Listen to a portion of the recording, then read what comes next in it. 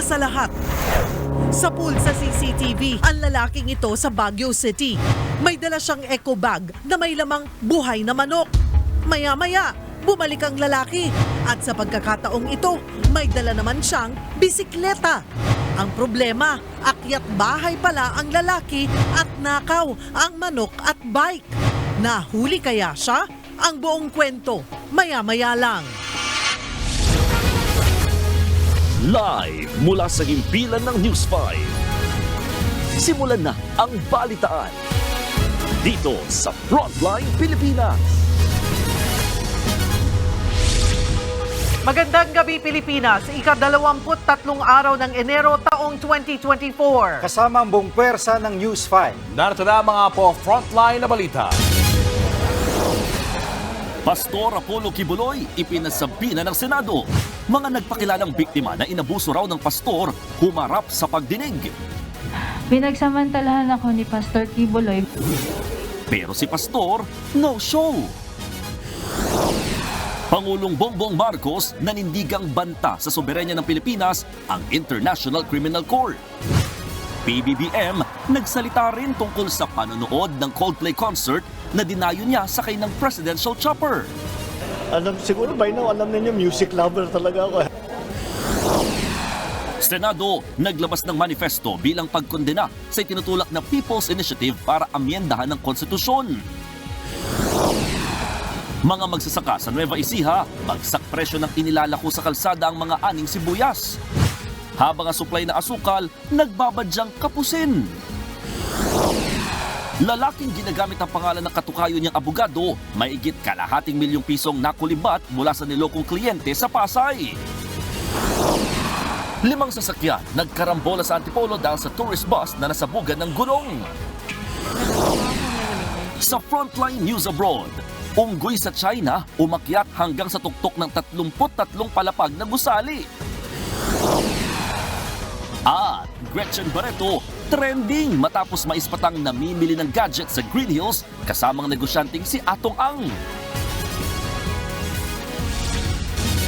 Pinatatawag ng Senado si Pastor Apollo Kibuloy kaugnay ng mga umano'y pang-aabuso niya sa mga miyembro ng Kingdom of Jesus Christ. Ang ilan sa mga biktima ginahasa umano at pinagsusulisit ng pastor. At kapag lumabag daw, uutusang iumpog ang ulo sa pader hanggang magdugo. Nasa frontline ng balitang yan, si Mayan Los Baños.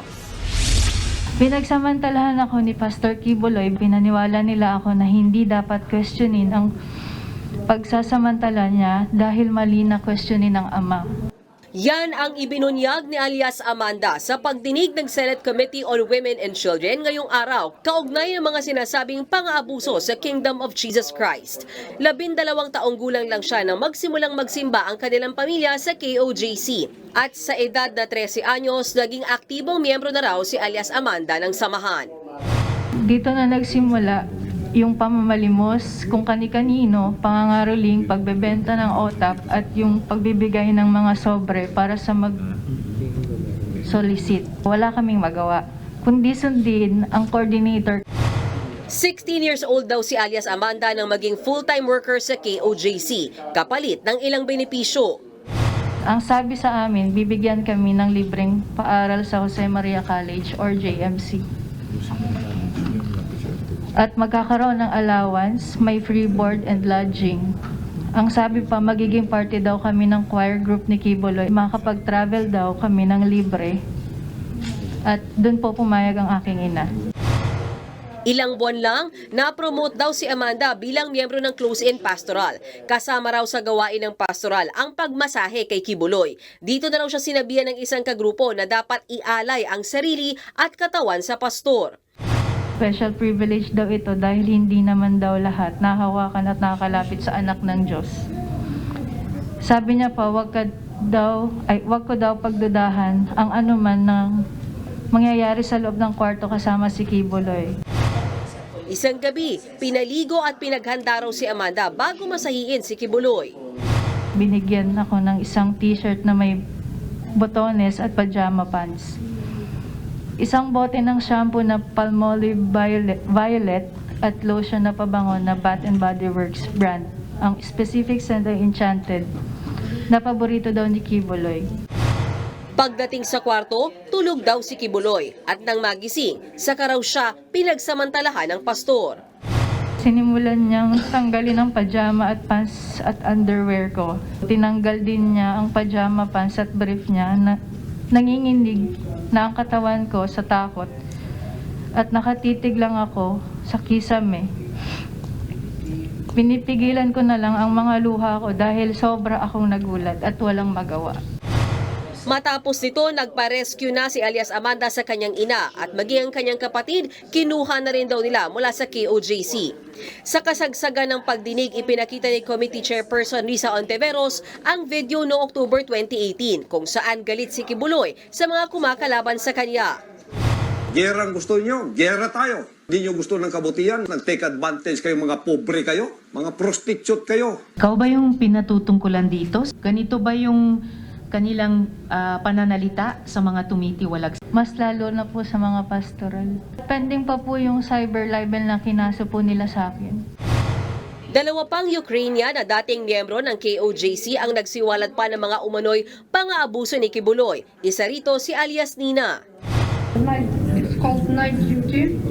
Like us, every time I go there, I was like praying that he will be just sleeping and not touching me.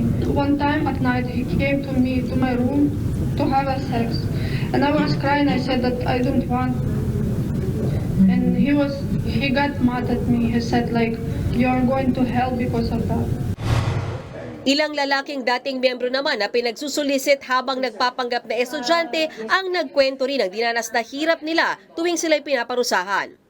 Dapat naming iuntok ang mga ulo namin sa pader at suntokin ang semento hanggang dumugo ang ulo at kamay namin. Dapat din daw namin lagyan sila sa mga sili sa mata at bibig at ang ari namin. Wala si Kibuloy para sumagot sa mga akusasyon. Present ang kanyang abogado pero hindi siya pinagsalita ni Ontiveros dahil ang pastor daw ang personal na dapat sumagot sa mga aligasyon laban sa kanya. Dalawang imbitasyon pa raw ang ipinadala ng Senado para kay Apollo Kibuloy pero imbis na dumalo sa pagdinig, nagpadala na lamang siya ng sulat na naka-address kay Senate President Zubiri. Nagdesisyon naman si Senator Ontiveros na ipasabina na si Kibuloy para humarap siya sa susunod na pagdinig ng Senado. Hindi po kayo anak ng Diyos na exempt sa otoridad. Kawalan ng galang sa buong institusyon ng Senado ang inyong pagtangging humarap. Maglalabas pa ng ibang testigo ang komite sa susunod na pagdinig kaugnay sa di umano'y pang-aabuso ni Kibuloy. Nagbabalita mula sa Frontline, Mean Los Baños, News 5. Sa manifesto, dinaan ng Senado ang formal nilang pagkontra sa People's Initiative na layong amyandahan ang saligang batas at pagsamahin ang pagboto ng Senado at Kamara sa mga isusulong na pagbabago. Kapag daw kasi lumusot yan, mawala na ng boses ang Senado. Nagbabalik si Mean Los Baños. This Senate of the people will not allow itself to be silenced. Diretsahan at opisyal ng kinontra ng Senado ang pagsusulong ng People's Initiative. Sa plenaryo ngayong hapon, tumayo si Senate President Big Zubiri at binasa ang manifesto ng Senado kontra sa People's Initiative na layong amyendahan ang 1987 Constitution. Pumirma ang lahat ng 24 na senador sa manifesto. Sa sinusulong kasi na People's Initiative, layo na gawing joint voting ang Senado at Kongreso sa mga susunod na pag-amyenda o pagrebisa sa saligang batas. Ayon sa manifesto, mawawala ng boses ang Senado kung lulusot yan. If this PI prospers, further changes to the Constitution can be done with or without the Senate's approval, or worse, even absent all the senators. Should Congress vote jointly in a constituent assembly, the Senate, with its 24 members, cannot cast any meaningful vote against 316 members of the House of Representatives. Kung papayagan din daw ang voting jointly para sa Constituent Assembly ng Kamara at Senado, posible raw na masira ang ating bansa. To allow joint voting will destroy the delicate balance between which our hard-won democracy rests. It will change, or destabilize rather, the principle of bicameralism in our system of checks and balances. May mga pangamba rin tungkol sa term limits ng mga opisyal at sa pagprotekta ng mga lupa ng mga Pilipino kapag raw hindi mapakikinggan ang boses ng Senado sa pagkapanukala sa constitutional amendments. We cannot protect our lands from foreign ownership. We cannot stop the removal of term limits nor no election scenario in 2025 or worse, in 2028. Bago pa man ilabas ang manifesto, nag-usap mula sa closed-door meeting ang mga senador kahapon para talakayin ng charter change. Nauna na ring nanawagan sa publiko sa Senate Majority Leader Joel Villanueva na magsumbong sa Senado ang sino mang pumirma sa dokumento na inakala nilang para sa ayuda, pero para pala sa People's Initiative. Marami raw reklamong nakarating sa kanya at ang itinuturo daw ng marami na nagpapapirma ay staff ng mga kongresista. Matatandaang sa isang meeting, halos 2 linggo na ang nakakaraan kasama ang mga lider ng Senado at Kamara. Mismong si Pangulong Bongbong Marcos daw ang nagsabi na dapat Senado na ang manguna sa diskusyon kaugnay sa charter change. Dahilan kaya naghain agad si Senate President Zubiri ng isang resolusyon para amyendahan ng ilang economic provisions sa ating konstitusyon. Kaya sabi ngayon ng mga senador, bakit hindi na lang sundin ng mga taga-Kamara ang kasunduang ito? Pero ang tanong, may tiwala pa ba ang mga senador na susundin ng mga kongresista ang napagkasunduan kaugnay sa Chacha? Hindi yan direktang sinagot ni Villanueva. Pero sabi niya, it's obviously the main reason why a lot of the senators are not interested anymore in pushing for the joint resolution. Nagbabalita mula sa Frontline, Mean Los Baños, News 5. Pagre-relax sa trabaho o me time daw ni Pangulong Bongbong Marcos ang pagdalo niya sa Coldplay concert sakay ng presidential chopper. Git ng Pangulo, sadyang music lover siya. Nasa frontline ng balitang yan si Maricel Halili. We'd like to say thank you so much to all of you for coming through the traffic. Holy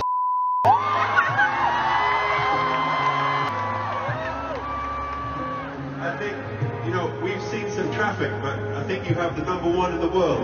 So thank you for making the effort to come through all of that.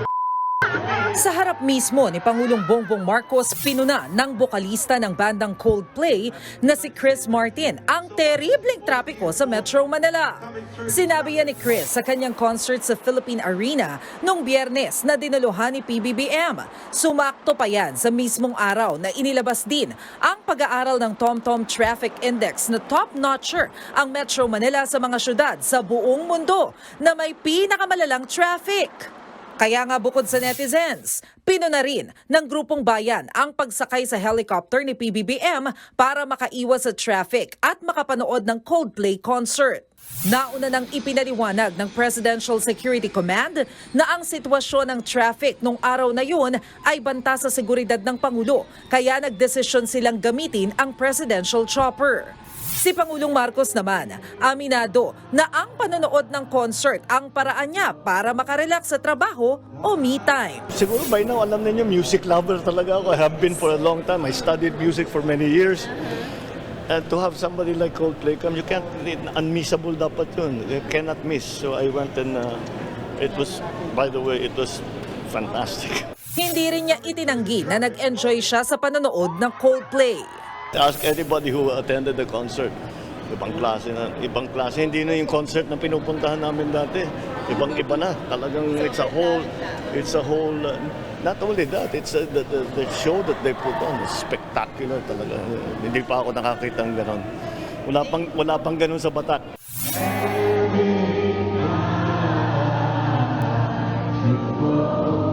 Nagbabalita mula sa Frontline, Maricel Halili, News 5. Pilipino rin daw ang kasabwat ng Pinay na isinasangkot sa pagpaslang sa mga magulang ng kanyang nobyo sa Tokyo, Japan. Pareho na silang nakakulong. Nasa frontline ng balitang yan, si Rainiel Pawid. Lunes ng gabi inaresto ang isang Pilipino sa Tsuchiya, Ibaraki Prefecture. Siya ang itinuturong kasabwat ng Pinay na si Hazel Ann Morales, ang idinadawit sa pagpatay sa mag-asawang Takahashi sa Tokyo, Japan. Sa kuha ng Tokyo Broadcasting System o TBS News, isinakay sa pulis patrol ang lalaki at agad dinala sa istasyon ng pulis para sa mas malalim ang investigasyon. Ayon sa ulat ng The Japan News, kinilala ang lalaki bilang si Brian Jefferson de la Cruz, 34 na taong gulang. kaibigan niya raw si Hazel. Katulad ng kay Hazel, abandonment of corpse din ang isinampang reklamo laban kay De La Cruz. At ayon sa report ng The Japan News, umamin si De La Cruz sa asunto. Ayon sa Japan local media, gabi ng January 16 na magkahiwalay na nakuhanan ng CCTV malapit sa bahay ng mga biktima sa Adachi Ward, Tokyo, sina Morales at De La Cruz. Nasa pool sa CCTV si De La Cruz na patungo sa direksyon ng bahay ni Morales. Kalahating kilometro lang ang layo mula sa crime scene. Sa parehong araw, sa kuha naman ng CCTV malapit sa labas ng bahay ni Morales, nakita silang nagtatapon ng mga damit na may mantsa ng dugo. Habang ang panganay na anak ng mag-asawa, agad nagsumbong sa mga pulis. May nakita raw siyang bakas ng dugo sa kanilang bahay at nawawala ang kanyang mga magulang.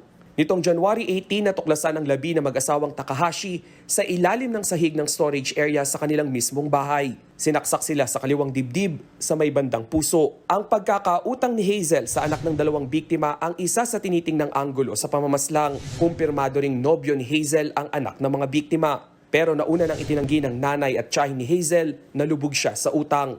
Sabi ng Department of Foreign Affairs, nakatutok sila sa kaso ng dalawang Pinoy. At this stage, sa Japanese system, wala pang legal assistance. Hindi ka nagbibigay ng abogado dun sa preliminary investigation. That is a Japanese system. Iba yung culture nila, no? However, pa rin due process, yung Japanese system, sinisigurado na scientific yung data. Tiniyak naman ng Philippine government na popondohan nila ang legal assistance para sa dalawa. Iginiit din ng DFA na itinanggi ng ating mga kababayan ng krimen at nananatili silang persons of interest sa kaso. Nagbabalita mula sa Frontline, Rainiel Pawid, News 5. Trabaho sa abroad na kumikita ng 100,000 pesos. Yan ang nakakaingganyong alok ng isang recruitment agency sa Quezon City. Pero bogus pala ito at namemera lang. Nasa frontline ng balitang yan si Jenny Dongon. Sa liit ng opisinang ito, hindi mo aakalaing isa pala itong recruitment agency. Walang nakapaskil na pangalan ng ahensya at tanging makikita lang sa loob ay ilang permit mula sa barangay at LGU. Pero walang license to operate ang agency mula sa DMW. Ayon kay DMW Officer in Charge, Hans Kakdak, iligal ang operasyon ng kumpanyang Legal Connect Travel Consultancy. Nakapanluloko sila ng mga Pinoy na interesadong magtrabaho sa ibang bansa sa pamamagitan ng kanilang Facebook account. Naghanap daw sila ng mga Pinoy na pwedeng magtrabaho bilang agriculture worker, caregiver at hotel workers sa Italy at Malta. Ang pangako nilang buwan ng sahod, naglalaro mula 60,000 hanggang 100,000 pesos. Pero bago makaalis ng bansa, hinihinga ng recruitment agency ang isang aplikante ng 250,000 hanggang 350,000 pesos bilang placement fee.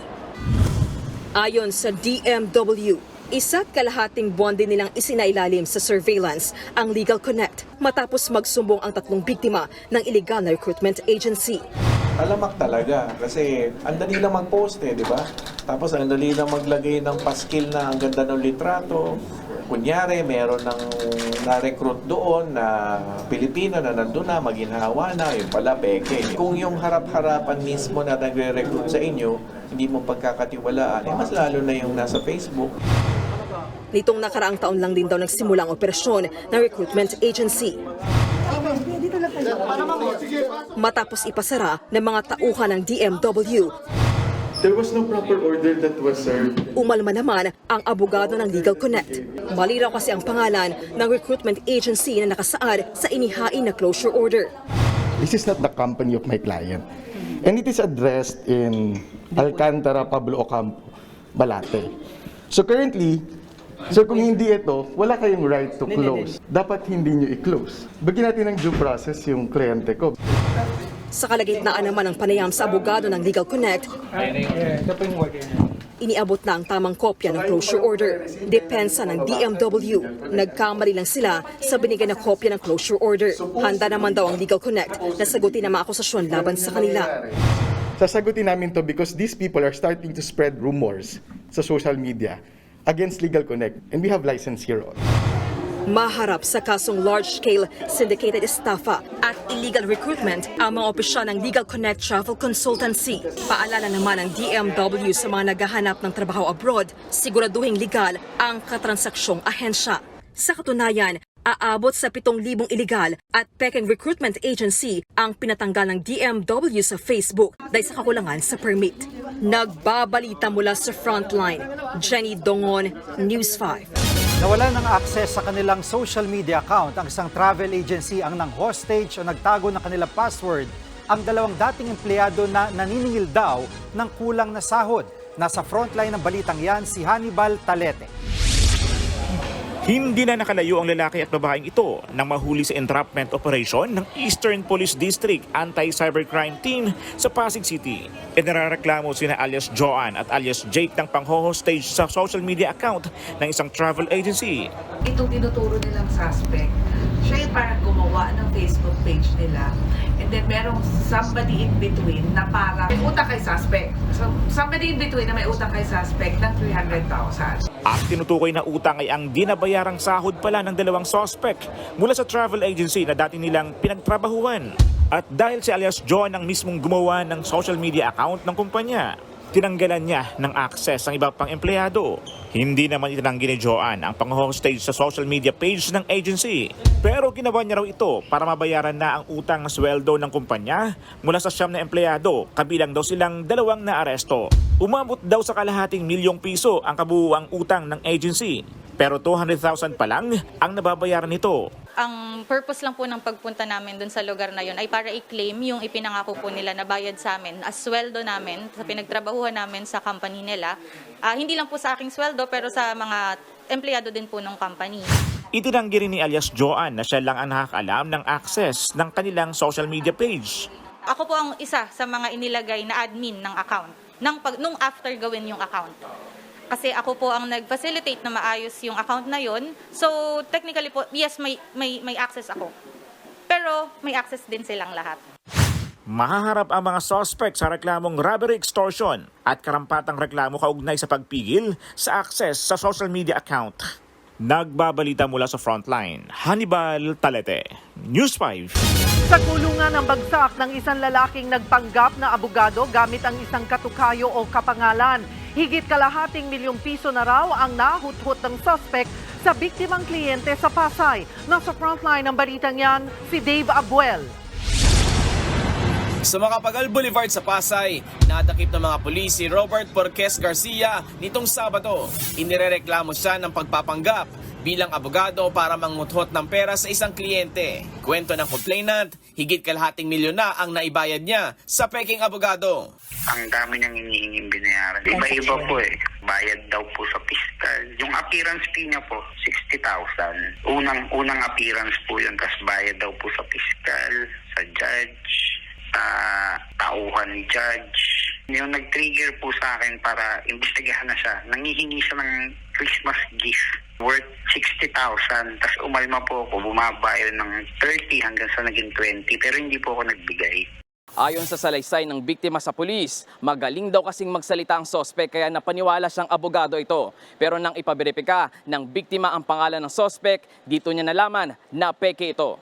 Sa mga dokumentong nakuha ng biktima, makikita ang pangalang Attorney Robert S.P. Garcia. Ipinakita rin siyang ID na may roll number mula sa Integrated Bar of the Philippines. Pero ang middle initial niya rito ay SP. Imbis na S, Robert S. Garcia din ang makikitang pangalan sa lawyers list ng Supreme Court. Dito na siya nagpatulong magpa-verify sa isang abogado. Yung bagong abogado po ma'am, nakita na fake yung notary. Then sa IDP, meron lang isang Robert S. Garcia na taga-Bataan. Hindi niya alam na nakontak ko na po yung tunay na Robert Silva Garcia. Inamin naman ni Garcia na ginamit niya lang ang pangalan ng iba. Pero nagtapos daw talaga siya ng law. Giit pa ng suspect, hindi siya humarap sa biktima bilang abogado, kundi bilang consultant. Itinanggi rin ng suspect na umabot sa higit kalahating milyon ang perang hiningi niya sa kliyente. Pilit ko naman pong inaano yung pera na kung mali man yung nangyari, binabalik ko sa kanya. Ayaw. Inaalam pa ng mga pulis kung may iba pang nabiktima ang suspect. Maharap sa reklamong swindling si Garcia. Posible rin siya makasuhan ng identity theft kung lalantad at magrereklamo ang abogadong ginamit ang pagkakakilanlan. Nagbabalita mula sa Frontline, Dave Abuel, News 5. Nakarabola ang 4 na sasakyan at isang motorsiklo sa sumulong highway sa Antipolo kaninang umaga. 8 pasahero ang sugatan sa aksidente. Nasa Frontline na balitang yan si Hannibal Talete. Wasak ang harapan ng jeep at tourist bus na ito matapos magsalpukan sa Sumulong Highway, Antipolo City kaninang alas 6 ng umaga. Nadamay rin sa banggaan ng isang van. Sumalpok naman sa likurang bahagi ng bus ang kasunod na dump truck at motorsiklo. Ayon sa responding barangay Tanod, nakarinig sila ng malakas na kalabog nang mangyari ang aksidente. Yung bus po, nawala ng hangin, kaya totally na parang nawala ng preno. Field trip sila, papunta Pampanga. Sa jeep, tsaka isang sasakyan ng TB5. Ayon sa mga otoridad, nawalan ng kontrol ang bus matapos pumutok ang gulong nito. 8 ang sugatan na agad isinugod sa ospital. Itong 8 na to, kasama yung driver ng PUJ. Bali lahat yun is passenger ng PUJ, yung 8 na yun. Nangangamba na rin ang mga residenteng nakatira malapit sa pinangyarihan ng aksidente dahil napapadalas na raw ang disgrasya sa pakurubang bahagi ng highway. Takaw aksidente ang lugar na ito ayon mismo sa mga residente. Katunayan nga, 2 aksidente nang nangyari sa loob ng 1 buwan. Bukod kasi sa paahon, pakurbada pa ang daan na ito.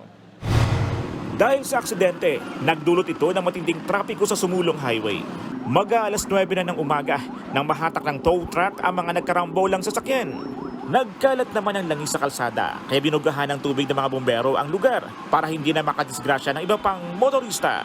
Nagbabalita mula sa frontline, Hannibal Talete, News 5. Susunod, lalaking si alias Jack inaresto dahil sa panggagahasa umano sa biktimang si Rose habang nasa barko sila sa Cebu City. Pati ayuda ng mga benepisyaryo ng DOLE at DSWD kinukupitan daw sa Davao del Norte. Utos daw yan ng mataas na opisyal. At silipin ang red carpet premiere ng Gigi the Movie ni Donnie Pangilinan. Abangan ang lahat ng yan sa pagbabalik ng Frontline Pilipinas.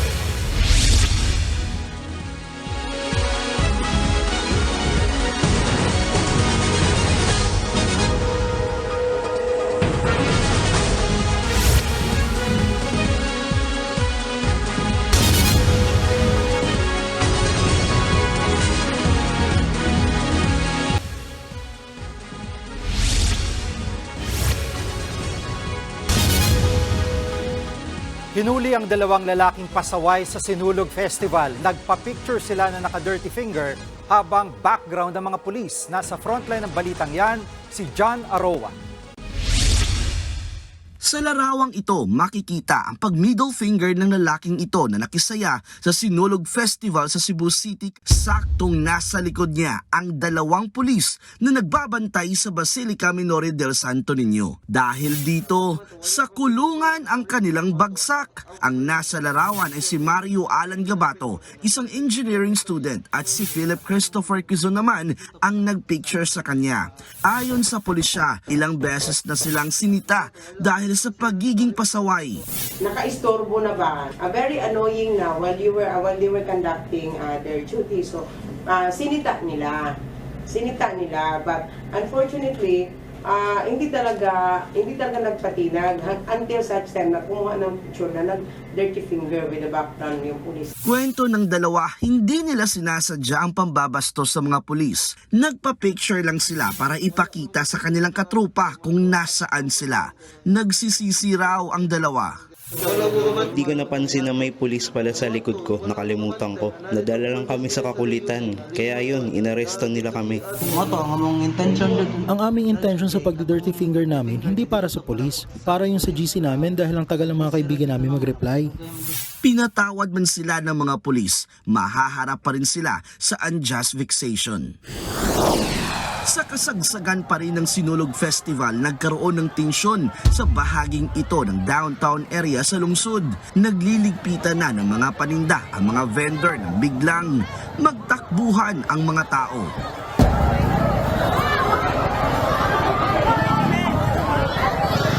Nagsuntukan kasi ang isang traffic enforcer at 2 lalaking vendor. Naiparating na sa pulisya ang insidente at patuloy pa itong iniimbestigahan. Arestado naman ang binatilyong ito matapos umanong halikan ang mga nakakasalubong na mga babaeng nakikipiesta sa Sinulog. Bugbog sarado si alias John Lloyd matapos pagtulungan ng boyfriend at barkada ng isa sa mga babaeng na kanyang hinalikan sa labi. Napag-alamang may sakit sa pag-iisip ang suspect. Nagbabalita mula sa Frontline, John Arua, News 5. Itinuturing daw ni Pangulong Bongbong Marcos na banta ang International Criminal Court sa soberanya ng Pilipinas. Nanindigan din siyang hindi tutulong ang ating pamahalaan sa investigasyon ng ICC sa war on drugs. Nasa frontline ng balitang yan, si Maricel Halili. Let me say this for the 100th time. I do not recognize the jurisdiction of ICC in the Philippines. Ito ang derechahang binigyang diin ni Pangulong Bongbong Marcos sa pag-iimbestiga ng International Criminal Court o ICC sa war on drugs ng dating Administrasyong Duterte. Ito'y kasunod ng revelasyon ni dating Senador Antonio Trillanes na bilang na ang mga araw ni dating Pangulong Rodrigo Duterte bago maaresto. Nakatapak na kasi aniya sa Pilipinas ang ICC investigators para sa war on drugs probe. Hinamon din ni Senador Ronald Bato de la Rosa ang palasyo kahapon na linawin kung gusto silang paimbestigahan at ipakulong ng administrasyon. Pero giit ng Pangulo, wala silang planong tulungan ng ICC na itinuturing din nilang banta sa bansa. Consider it as a threat to our sovereignty. Therefore, the Philippine government will not lift a finger to help any investigation that the ICC conducts. However, as ordinary people, they can come and visit the Philippines. Pero hindi kami tutulong sa kanila. Malinaw din daw ang direktiba ni PBBM sa lahat ng ahensya. In fact, binabantayan namin sila, making sure that hindi sila that they do not come into contact with any agency of government. And if they are contacting agencies of government, na sasabihin yung whatever, policeman, local government, sabihin wag niyong sasagutin. Kaya hindi raw nagbabago ang kanilang tono sa usapin ng ICC. We do not recognize your jurisdiction, therefore we will not assist in any way, shape, or form any of the investigations that the ICC is doing here in the Philippines. Nilinaw din ng Department of Justice na wala silang natatanggap na anumang impormasyon na nasa Pilipinas na ang sino mang kinatawa ng ICC para mag-imbestiga sa sinasabing human rights violations noong panahon ni dating Pangulong Duterte. Wala raw basihan ang investigasyon ng ICC dahil napatunayan naman ng Pilipinas na may kakayahan ang ating gobyerno na magsagawa ng sariling pagsisiyasat. Gayon din ang magpataw ng parusa sa anumang krimen na nangyari sa ating teritoryo. Kaya kung papasok daw ang mga dayuhang investigador gaya ng ICC, dapat silang humingi ng pahintulot. Kinakailangang sumunod sa konstitusyon at alintuntunin tulad ng paghingi ng consent at approval sa iba't ibang sangay ng gobyerno tulad ng DFA, DILG at DOJ bago makapagsimula ng formal na investigasyon sa bansa. March 2019 nang kumalas ang Pilipinas sa ICC sa utos ni dating Pangulong Duterte dahil sa pagpupumilit nito na imbestigahan ang sinasabing extrajudicial killings na bunga ng laban kontra ilegal na droga. Pero nang tanungin si PBBM nitong November 2023 kung babalik pa tayo sa ICC, pinag-aaralan pa raw ito ng kanyang administrasyon. Nagbabalita mula sa Frontline, Maricel Halili, News 5. Pansamantalang isasara ang ilang kalsada sa Maynila sa Linggo para bigyang daan ang kick-off rally na inorganisa ng Malacanang. Kabilang dyan ang United Nations Avenue hanggang Padre Burgos sa Ross Boulevard. Sarado rin ang Calao Avenue sa Ermita, pati na rin ang Finance Road o Rosa Street at Bonifacio Drive na sakop ng Padre Burgos. Sarado rin ang Andas Circle sa Intramuros, paikot ulit ng Padre Burgos. Sa Facebook post ng Presidential Communications Office, iniimbitahan ito ang publiko na makiisa sa Bagong Pilipinas Kick-Off Rally sa Quirino Grandstand sa Maynila. Ang Bagong Pilipinas ay ang kampanya ng Marcos Administration para sa pagbabago at pag-unlad ng bansa. Hindi na dinetalya ang dahilan at programa ng rally pero inaasang darating dyan si Pangulong Bongbong Marcos. Idinaan sa himpapawid ang pagdadala ng supply sa BRP Sierra Madre sa Ayungin Shoal sa West Philippine Sea. Ayon sa Armed Forces of the Philippines, ginamit ang Philippine Navy Islander aircraft sa airdrop resupply mission. Pero kakaunti ang nadalang supplies bunsod ng limitadong kapasidad ng eroplano. Ayon pa sa AFP, nagkaroon ng technical difficulty ang resupply boat na Unaiza May 1. Dahilan para maunsyami ang dapat na resupply mission nitong weekend. Patuloy naman daw ang paghahanap ng ibang paraan ng AFP para sa resupply mission sa Ayungin. Wala pa daw desisyon kung permanenteng isasagawa ang airdrop resupply mission. Airdrop is one way of doing it, but ito sir, ginagamit lamang for instances that on emergency situations and pagka medyo kailangan na po ng mabilisan pong deployment. Showbiz, eto na nga! Mga kapatid, eto na nga ang mga umaaribang showbiz balita ngayong Martes. Umarangkada na agad sa ratings ang pilot episode ng Gen Z-themed series na Zoomers. Base po sa datos ng Nielsen Philippines Nutam People Ratings, naka 2.9% ang show kagabi. Malaking bagay ito sa mga pinakilalang new gen artists na sina Harvey Bautista, Criza Taa, Zabel Lambert, Ralph De Leon at Luke Alford. Bago ang kanilang pilot episode, sumabak muna sa matinding audition process ang mga bagong bituin. Ang kanilang big project so far, panoorin Lunes hanggang Biyernes 10:15 ng gabi dito po sa TV5. Pagbago, we make sure na tama yung bibigyan namin role. It's a make or break. Yung one-time opportunity can be your last opportunity. Pag doon pa lang sa simula, kasi doon pa lang nalalaman, gusto mo ba talaga gawin to? Kasi hindi siya madaling proseso. Eto pa nga, panalo rin ang premiere ng teleserye version ng hit series na Linlang kagabi. Kumpara sa katapat nitong programa, nakakuha ng 1.7% lead sa ratings na 9 ang Linlang. Paano ba naman? Siksik at talagang napakapit sa gigil agad ang ating mga kapatid sa mga pangmalakasang eksena sa episode kagabi. Una na riyan ang pinalakpakang pagtataray ng ginagampan ng role ni Maricel Soriano sa karakter ni Kim Chiu na si Juliana. Mas marami pang dapat abangan sa Linlang, Lunes hanggang Biyernes, 8:45 p.m. Susunod, pagbibigay ng diskwento sa toll para sa mga senior at PWD, isinusulong sa Kamara. Shortage sa supply ng asukal nagbabadya ngayong taon dahil sa El Nino. At aktres noong dekada 80 na si Laika Ugarte, kumusta na kaya ang buhay ngayon? Yan at iba pa sa pagbabalik ng Frontline Pilipinas.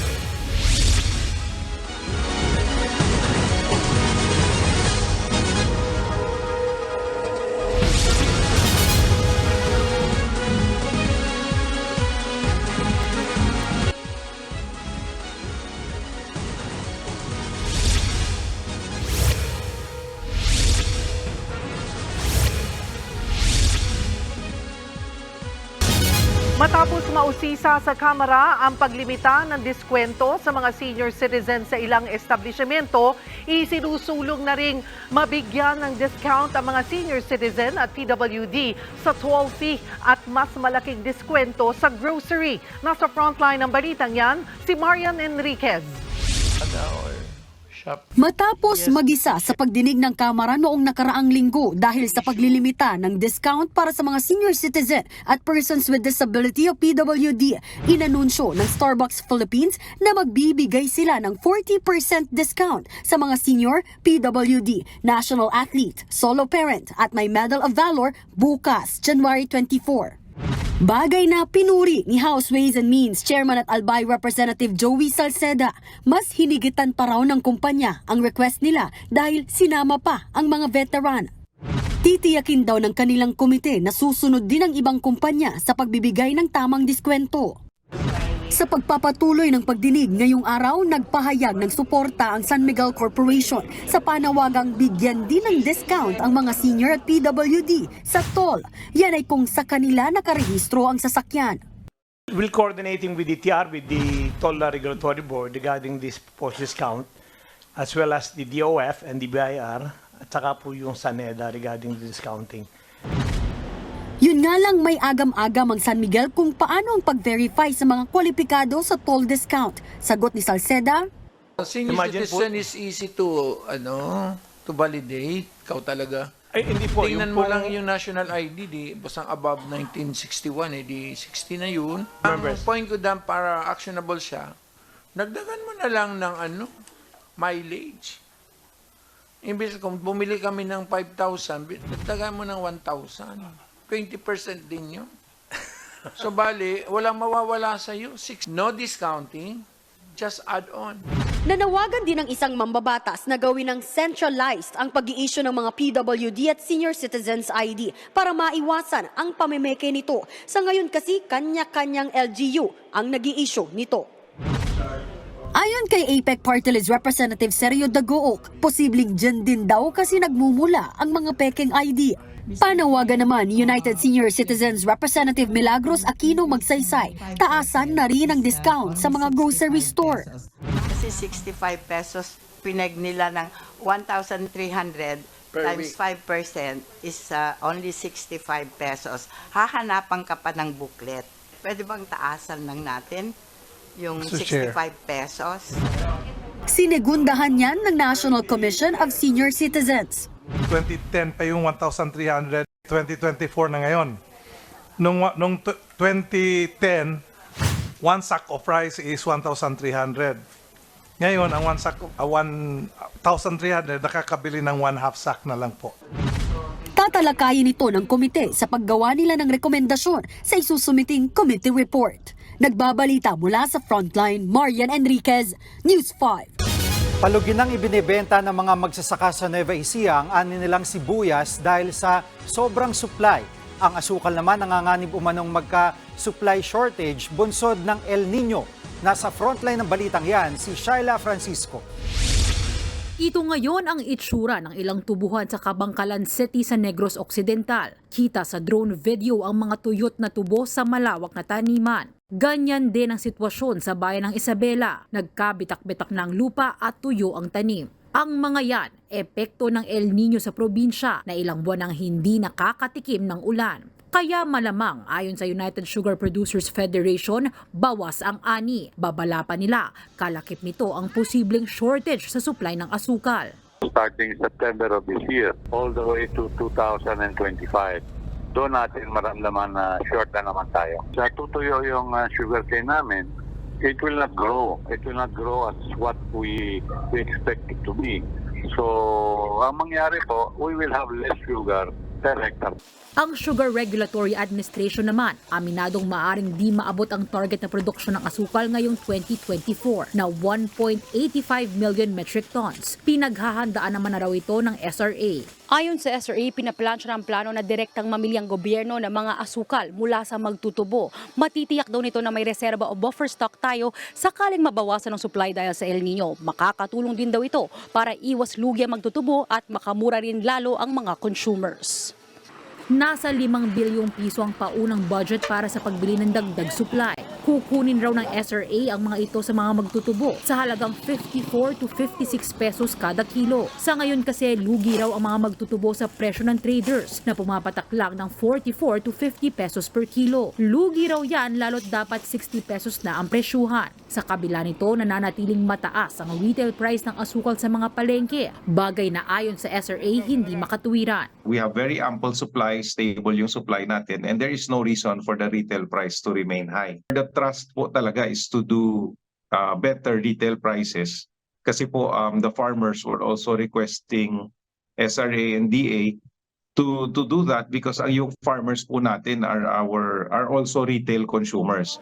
Kung ang asukal nagbabadyang kapusin ng supply, sobra-sobra naman ngayon ang ani ng puting sibuyas. May ilang magsasakang ang bagsak presyong ibinibenta ang kanilang ani sa mga tabing kalsada sa Nueva Ecija. 17 hanggang 21 pesos ang presyo nila na dapat sana hanggang 30 pesos. Mararaos po kami sa pagkain at saka yung puhunan namin bumalik pero wala pong kita yan. Nangangamba tuloy ang mga magsisibuyas sa bungabon na sumadsad pa ang presyo. Maaari raw kasing bumaha ang supply sa anihan simula sa Pebrero at magtatagal hanggang Abril. Para makontra yan, ipinatigil ng Department of Agriculture ang pag-aangkat ng anumang klase ng sibuyas hanggang Mayo o Hulyo. Nagbabalita mula sa Frontline, Shaila Francisco, News 5. Mga kapatid, sa sarap nitong dala, siguradong mapapayes ka sa sibuyas. Pero alam niyo po bang isa ang sibuyas sa mga itinuturing na sinaunang pampalasa? Kahit na nga po mga eksperto, hindi masabi kung saan talaga ito nagmula. May ilan sinasabing panahon pa lang ng mga caveman o taong tabon, kinakain na po ang sibuyas. Noong Middle Ages, isa po ito sa mga itinuturing na pinakamahalagang pagkain sa Europa. Paano ba naman? Ginagamit din itong currency o pera sa pamimili, pambayad ng renta at kahit na nga regalo. At iyong mga sinaunang Greek soldier o Griego, panay ang kain nito sa paniniwalang nakakalakas ito ng katawan.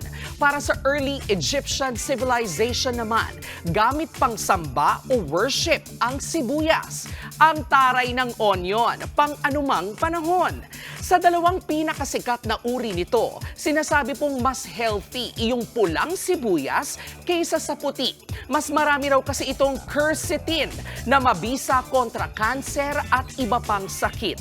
Sa kabuuan, napatunayan namang malaki ang naitutulong ng sibuyas sa ating buhay sa pagluluto, pagkain o ano paman. Nalinang na lang ng patuloy na mapag-aralan sa pagdaan ng panahon. Maganda po itong halimbawa sa araw-araw nating paalala na ang K-alaman ay K-yamanan. K? Okay.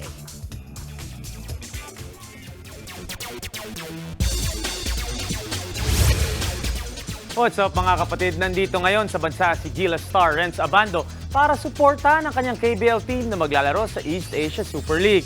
Hindi man makakalaro si Abando dahil sa injury, hindi mawawala ang excitement ng fans makita siya uli. Nasa frontline ng balitang yan, si Faith Del Mundo. Magkahalong emosyon ang naramdaman ngayon ni Gilas Pilipinas stalwart Renz Abando. Masaya siyang nakabalik sa bansa kasama ang team niya sa Korean Basketball League na anyang Jungkwangjang Red Boosters. Pero may halong lungkot yan dahil hindi siya makakapaglaro sa kanilang East Asia Super League match kontra TNT Tropang Giga bukas. Iniinda pa rin ni Abando ang spinal injury na nakuha niya sa laban nila kontra Goyang Sono noong nakaraang buwan. Sa ngayon, medyo masakit pa rin lalo pag may bumubuhat ako ng mabigat or may nagalaw ako na medyo na-squeeze ko yung sa likod ko. So sumasakit pa rin siya and also yung sa flight, hindi ako masyado kasi medyo masakit pa yung sa likod ko. Na-injure si Renz matapos mabangga sa ere ni former NBA player Chinanu Onuaku. Pinagmulta lang ng 3 million won o higit 126,000 pesos si Onuaku at hindi pinatawan ng anumang suspensyon. Tanggap naman daw ni Abando ang desisyon. At hindi na niya kakasuhan si Onuaku taliwas sa ilang umuugong na usap-usapan noon. Yun na yung naging hatol nila, so mag-stick na rin ako doon. Nangyari na Siguro accident lang yun. Hindi ko alam, ayaw. Natanong naman si Air Abando kung willing siyang maglaro uli sa Gilas. Game naman daw si Abando, pero hindi ako babalik ng mamadaliin ko kasi mas pipiliin ko yung long term kesa sa FIBA na ayaw ko makapaglaro ako ng FIBA kung hindi naman ako 100%. Nagbabalita mula sa Frontline, Faith Del Mundo, News 5. At mga kapatid, mga bagong coaches ang dapat nating abangan sa parating na season ng Premier Volleyball League o PVL. Unahin na natin ang pagpasok ni Coach Rafi Mosuela na magiging bagong head coach ng Akari Chargers. Maabutan ni Coach Mosuela sina Faith Nesperos, Dindin Santiago Manabat, ang mga bagong recruit na sina Gretchen Soltones at Sed Domingo. Gusto ng Akari gumanda ang kanilang performance this season pagkatapos ng kanilang 7th place finish sa huling conference. At kung may baguhan na coach, meron namang nagbabalik. Mapapanood na uli ng PBL fans si Coach Roger Gorayev na magmamando sa Capital One Solar Energy na pumalit sa dating F2 Logistics. A little too late lang ang pasok ni Coach Gurayev dahil nagsilipatan na ang mga superstars ng dating kupunan. Pero hindi naman magpapahuli ang management at coaching staff dahil meron na daw silang pa-tryout at mga pinaplanong ipirma para sa darating na season. Ilan lang uli yan sa mga bagong movement sa PVL pero siguradong meron pa yan in the coming days. Huwag kayong alis mga kapatid, sports pa tayo mamaya. Susunod, ayuda ng mga benepisyaryo sa Davao del Norte. Kinukupitan umano ng nasa 190,000 pesos kada araw. At Chris Aquino binahagi na meron na rin siyang sakit na lupus. Tutok lang mga kapatid, magbabalik pa ang Frontline Pilipinas.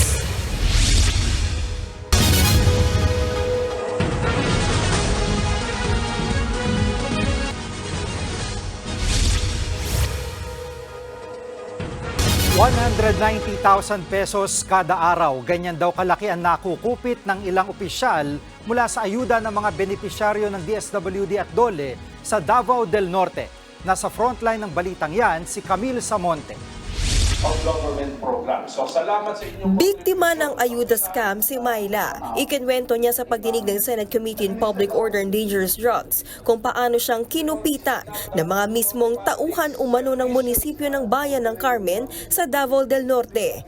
Benepisyaryo ng DSW Educational Financial Assistance si Myla. 10,000 piso ang ayudang dapat niyang maiuwi. Pero kinupitan daw ito at 1,000 na lang ang napasa kanya. Pinapunta kami dun sa isang kwarto. Akala namin pag nakuha na namin yung pera, pwede na kami makalabas. Hindi. Pinapunta po kami dun sa isang kwarto kung saan may tao po dun na kukolektahin yung pera.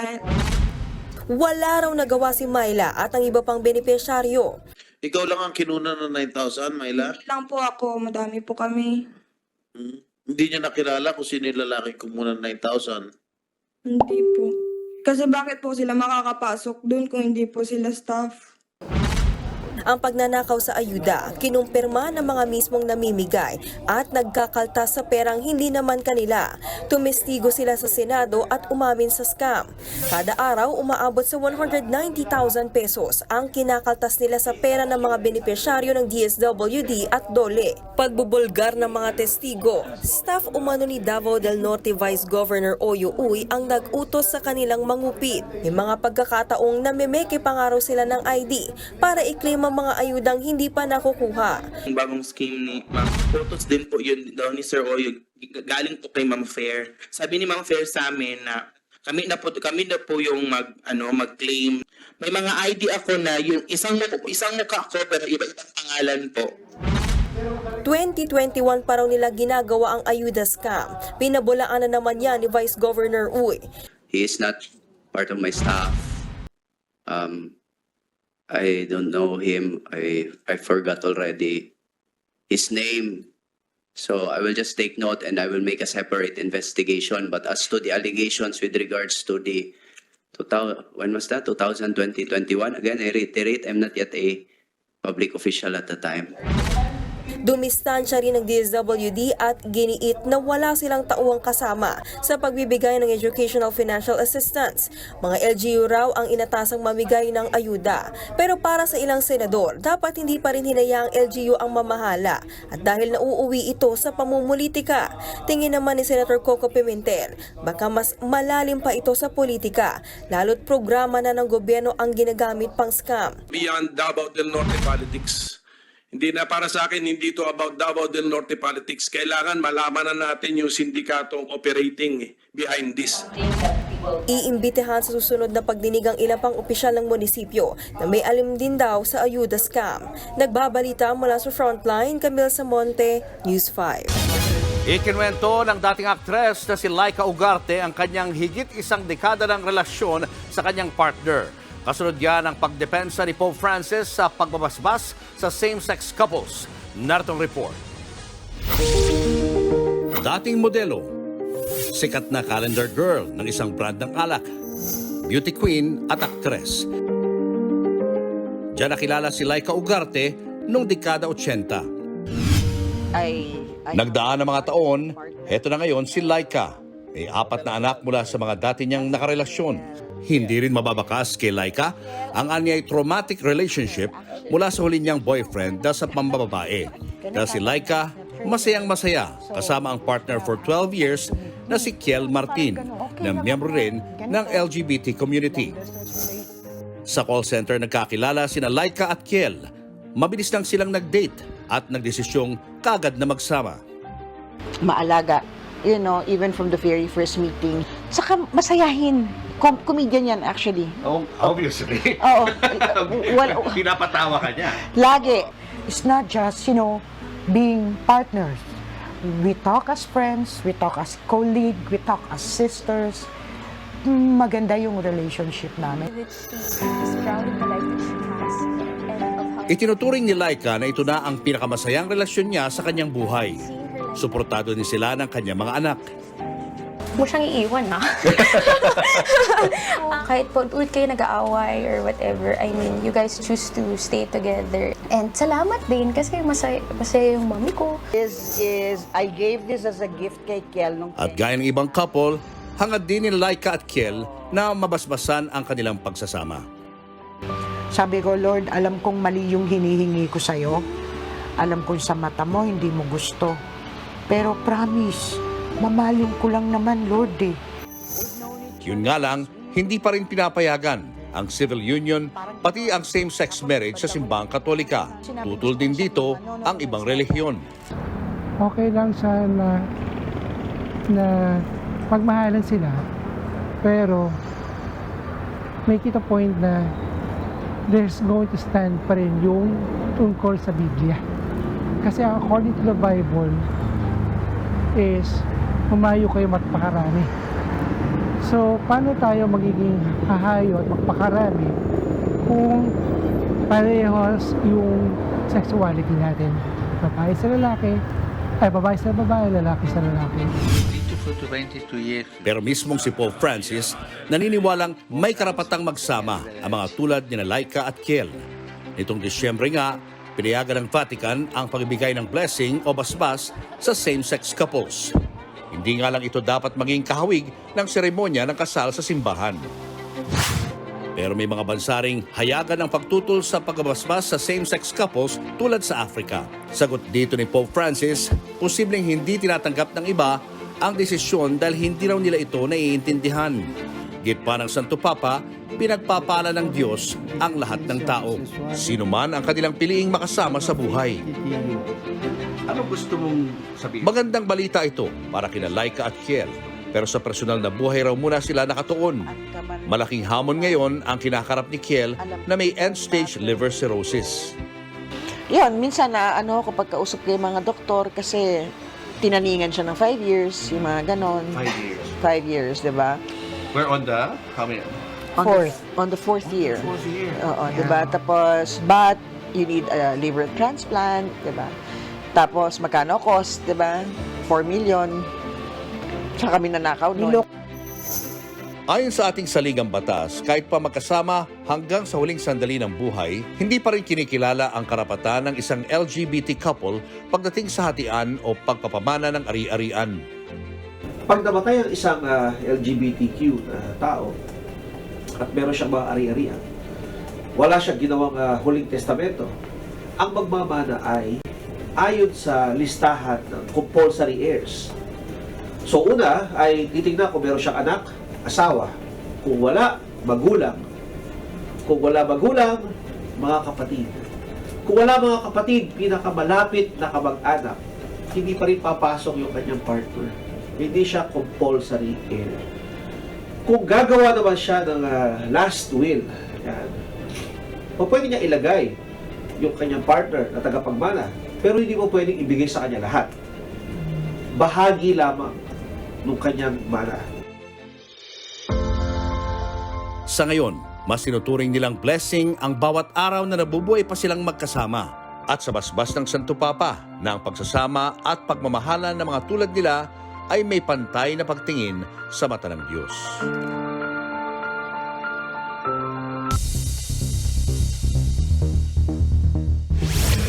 Niyanig ng magnitude 7.1 na lindol ang probinsya ng Xinjiang sa China kaninang madaling araw. Sa pulsa video, ang paggalaw ng mga upuan pati mga chandelier at tubig sa aquarium. Nagsitakbuhan naman ang mga tao sa isang istasyon ng tren. Ayon sa China Earthquake Network Center, nasa 40 aftershocks ang naramdaman. May mga sugatan pero wala namang namatay. Habang sa San Diego, California sa Amerika, patong-patong na mga sasakyan ang tumambad sa mga residente matapos anurin ng baha. May sasakyan pang bumara sa ilalim ng tulay. Inanod ang mga sasakyan matapos umapaw ang katabing ilog kasunod ng malakas na ulan. Ipinasara muna ang ilang kalsada at paaralan sa mga apektadong lugar. Susunod, kawatan sa Baguio City na huling nagnakaw ng bike at ilang manok na panabong. At Gretchen Barreto trending matapos may ispatang namimili sa Green Hills kasamang negosyanteng si Atong Ang. Marami pa kayong mga balitang dapat malaman sa pagbabalik ng Frontline Pilipinas.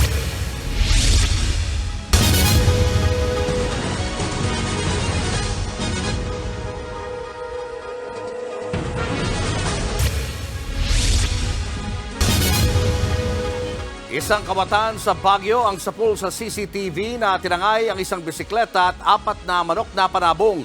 Ang may-ari aminadong nalingatan ang kanilang gate. Nasa frontline ng balitang yan si Gary De Leon. Kuha ang CCTV na ito sa Barangay Upper Rock Quarry sa Baguio City pasado alas 2 na madaling araw nitong linggo. Makikita ang isang lalaki na tila nagmamasid. Nang makatsyempo, pumasok siya sa isang bahay. Makalipas ng ilang minuto, bitbit na niya ang 2 eco bag na naglalaman ng 4 na panabong na manok. 80,000 ang halaga ng mga yan. Pero hindi pa dyan nakontento ang lalaki dahil bumalik siya sa bahay at tinangay naman ang isang bisikleta nagkakahalaga ng 38,000 pesos. Nahagip pa ng CCTV sa kalapit na barangay na minamaneho na ng lalaki ang ninakaw na bisikleta. Lubos naman ang panlulumo ng may-ari ng ninakawang bahay na si Lance Taboycan. Gagamitin pa naman daw sana ng kanyang kapatid ang bisikleta para sa sasaliang biking competition sa susunod na buwan. 2 weeks po nilang pinaghahandaan, tapos pinakondisyon po nila yung bike, pinyasapesahan. Tapos gulat na lang po kami, kinabukasan wala na po yung bike. Kinuha ng parang ganon-ganon lang. Nakakainis po. Aminado naman ang biktima na nalingatan nilang bukas ang kanilang gate. Dahilan para makapasok ang kawatan at makaakyat sa kanilang rooftop kung nasaan ang bisikleta at ang kulungan ng mga manok. Labis naman ang apela ng biktima sa nanloob sa kanya. Pakibalik na lang po yung bike. Hindi naman po kami magagalit, basta pakibalik na lang po yung bike tsaka yung manok para na rin po sa kapatid ko na makikikompete by next month po. Kahit para sa kanya na lang po, sana. Idinulog na nila sa barangay ang insidente, pero blanco pa raw ang mga otoridad sa pagkakakinanlan ng sospek. Kasunod dito, pinigtin na raw nila ang pagpapatrolya sa barangay. Sinasabi namin sa mga kabarangay namin na pag nakita namin yung mga gate at saka bintana, sinasabihan po namin na isarado nyo po yung mga gate at saka bintana. Nagbabalita mula sa Frontline, Gary De Leon, News 5. NBA News mga kapatid, record-breaking night para kay Joel Embiid. 70 points ang pinuntos ng reigning MVP sa laro nila kontra San Antonio Spurs. Pinatumba niya ang 76er scoring record na 68 points ni Hall of Famer Wilt Chamberlain sa 18th year anniversary ng 81-point performance ni Kobe Bryant. Sila Embiid pa lang ang pang-siyam na manlalaro na makascore ng at least 70 points sa kasaysayan ng liga. Hindi din pwede tawagin na tsamba mga kapatid kasi 21st consecutive game na din niya na pumuntos ng 30 or more. Talk about consistency para sa MVP. Sa PBA naman, tuloy ang Fairy Tale Conference ng Phoenix Fuel Masters na makakatapat ang powerhouse Magnolia Chicken Templados Hotshot sa semis ng ongoing Commissioner's Cup. Kahit underdogs papasok ang Fuel Masters sa serye, hindi mo pwede baliwalayin ang kuponan na pinangungunahan ni Jonathan Williams at Jason Perkins. Kayanin kaya nila gulatin ng PBA World o dito ba hihintuin ng Hotshots ang kanilang best conference in team history? At sa kabilang semi-series naman, magbabakbakan ng San Miguel Beermen at Ginebra San Miguel Gin Kings. Sa dalawang team, hindi masabi sino ang underdogs dahil alam naman natin ang kakayanan at lakas ng parehong kuponan. Uuwi ang serye sa execution at maganda ang magiging coaching matchup ni Coach Tim Cone at Coach George Gallant. Fear the Beer kaya o Never Say Die? Kayo mga kapatid. Dalawang exciting series ang magsisimula bukas sa PBA Playoffs. Phoenix kontra Magnolia ng 4 p.m. tapos SMB versus Ginebra ng 8 p.m. At yan ang mga pandiin ng sports news. It's your sports Tito Mike Reyes. Peace and love.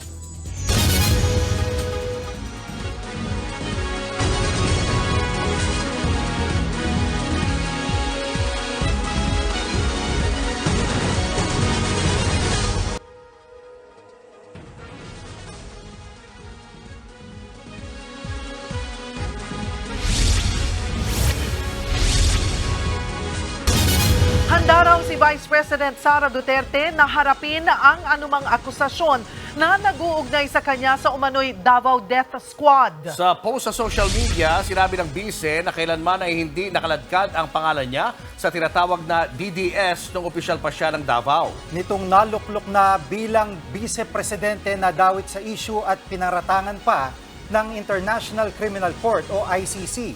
Gayunpaman, haharapin daw ni VP Sara ang mga aligasyon pero haharap lang niya siya kung Pilipinong hukom at sa Pilipinas ang magiging paglilitis. Hindi rin anya siya magiging parte ng prosesong magbibigay ng kahihiyan sa Pilipinas. Inilabas ni VP Sara ang pahayag kasunod ng pagsiwalat ni dating Senador Antonio Trillanes sa isang panayam na kasama ang bise sa iniimbestigahan ng ICC kaugnay sa war on drugs. Ayon kay Trillanes, pinayagan umano ng dating Davao City Mayor at ngayon Vice Presidente ang Oplan Tokhang.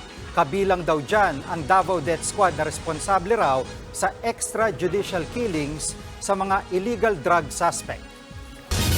At yan ang mga balita at impormasyong dapat niyong malaman sa araw na ito. Mga balita para sa may alam at may pakialam. Kami ang inyong mga kasangga sa Frontline Pilipinas. Magandang gabi.